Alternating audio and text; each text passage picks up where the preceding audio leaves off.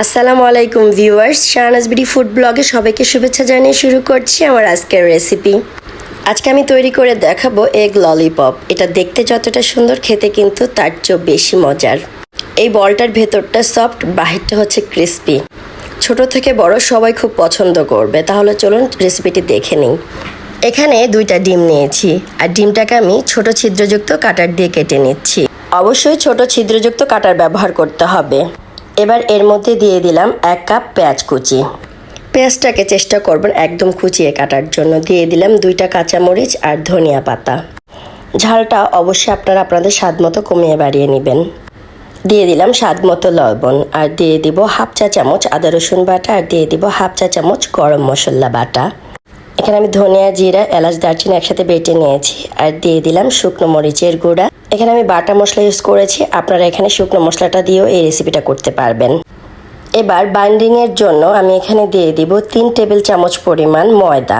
এবার ময়দাটাকে আমি সবগুলো উপকরণের সাথে ভালোভাবে মাখিয়ে নিব।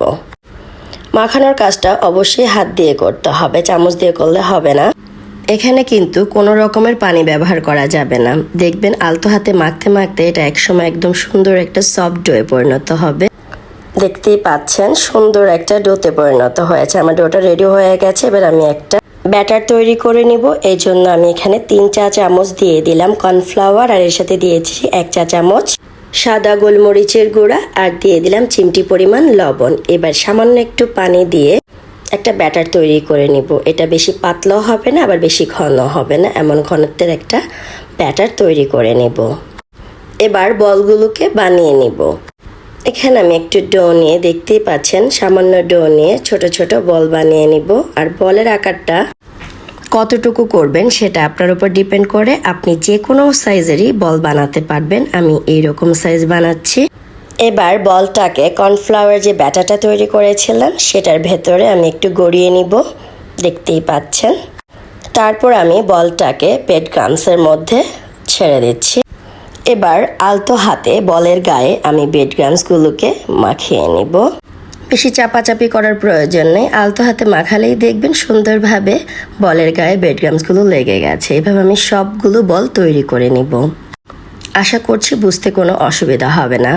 সবগুলো বল তৈরি হয়ে গেছে। এবার ভাজতে চলে যাব। চুলায় প্যান বসিয়ে তেল গরম করে নিয়েছি। এবার আমি এর ভেতরে বলগুলোকে ছেড়ে দিব। তেলটা অবশ্যই কিন্তু হালকা গরম হতে হবে। একদম গরম তেলে বলগুলো ছাড়বেন না, তাহলে কিন্তু বলের উপরে যে ব্রেড ক্রাম্বস আছে সেগুলো পুড়ে যাবে, আর বলের ভেতরটা কাঁচা থেকে যাবে। এই পর্যায়ে চুলার আঁচটা কিন্তু লোতে রেখে বলগুলো ছাড়তে হবে। সবগুলো বল তেলে দেওয়ার পর চুলার আঁচটাকে মাঝারি রেখে তারপর উল্টে পাল্টে বলগুলোকে ভাজতে হবে। সাধারণত এই বলগুলোকে ডুবো তেলে ভাজে, আমি এখানে অল্প তেলেই ভাজছি, তাই ধৈর্য সহকারে দাঁড়িয়ে থেকে উল্টে পাল্টে একটা একটা করে দিতে হবে, যাতে সবগুলো বলের গায়ে কালারটা সুন্দর আসে। আপনারা চাইলে ডুবো তেলেও এই বলগুলোকে ভাজতে পারবেন।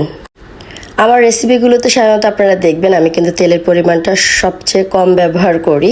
যেখানে যতটুকু লাগবে ততটুকু, এর চেয়ে বেশি কিন্তু আমি তেল ব্যবহার করি না। আমি চেষ্টা করি সবচেয়ে সহজ এবং স্বাস্থ্যসম্মত রেসিপিগুলো আপনাদের সাথে শেয়ার করার জন্য। আমার রেসিপিগুলো যদি ভালো লেগে থাকে তাহলে রিকোয়েস্ট করব, প্লিজ আমার চ্যানেলটিকে সাবস্ক্রাইব করবেন, ছোট্ট একটা লাইক দিয়ে দিবেন।